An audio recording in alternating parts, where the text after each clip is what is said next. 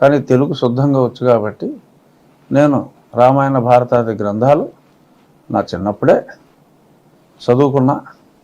So నేను ఎవడో ఏ జీవిడి Krishnamohan script రాసిస్తే 4-5 పేర్లు బుక్కును పెట్టి తెప్పె అని చదివేవాడిని కాదు. నేను చిన్ననాటి నుంచి సముపార్జించిన జ్ఞానం మేరకే నేను మాట్లాడుతున్నా.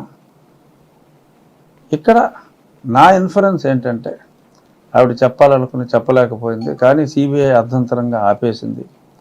ఈ తడబాటు ముందు నారాసుర రక్త చరిత్ర అన్నారు, ఎవడి మీదకి తోయాలని చూశారు, ఎవడో కుదరకపోతే ఆఖరికి అసలు ఆ కూతురు అల్లుడు కలిపి లేపేశారని చెప్పి కూడా రాశారు. ఆయనకి ఏదో ఆ సంబంధం ఈ సంబంధం ఉందని రాశారు. అన్నీ రకరకాల డైవర్షన్ కథలో అంతలా రాయవలసిన అవసరం, పైగా ముందు సిబిఐ అని చెప్పి ఆ ఎలక్షన్లలో వీళ్ళ మీదకి రాకుండా తప్పించుకొని గ్యాగ్ ఆర్డర్ తీసుకొచ్చి ఆ తర్వాత సిబిఐ కేసు వద్దని చెప్పి ఇన్ని చేశారు. అభిషేక్ మహంతిని మార్చేశారు. ఇవన్నీ ఇంతలాగా చేశారంటే ఆ సాక్షి పత్రికలోనే ఆ సాక్షి యాజమాన్యం ఇంతలా రాయించింది అంటే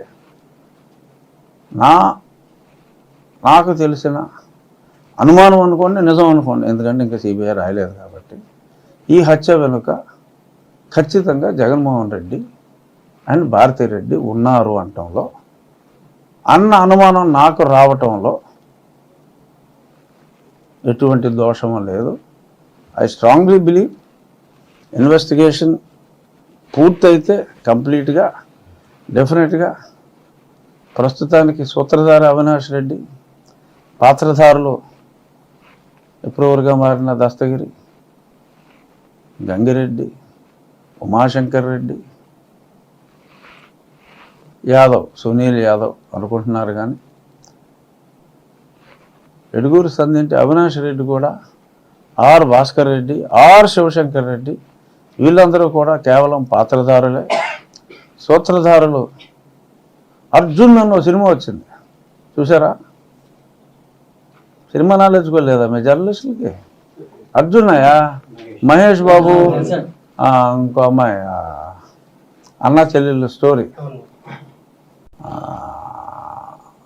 అందులో ప్రకాష్ రాజు సరిత జంట ఉంటుంది. చాలా పవిత్రంగా ఉంటారు, లేపేస్తూ ఉంటారు. ఆ కంపారిజన్ చేస్తూ ఉంటారు కొందరు, అర్జున్ జంట అని. అన్న ఆదినారాయణ రెడ్డి గారు కూడా అంటూ ఉంటారు అప్పుడప్పుడు. ఏమో అనిపిస్తూ ఉంటుంది నాకు కూడా. అందుకని సునీత చెప్పండి నిజం ఇదేనేమో అని చెప్పి నేను విశ్వసిస్తున్నా. మరి జగన్మోహన్ రెడ్డి గారు దీన్ని ఖండించాలనుకుంటే ఆయన సిబిఐని ఆపేసిన ఎంక్వైరీ కంప్లీట్ చేశాను అని చెప్పి, అలాగే కేసు వేయించిన అజయ్ కల్లం గారి కేసు తొందరగా విచారణకు వచ్చేలాగా చేసి అది చేస్తే బాగుంటుందని చెప్పి నేను కోరుకుంటున్నా.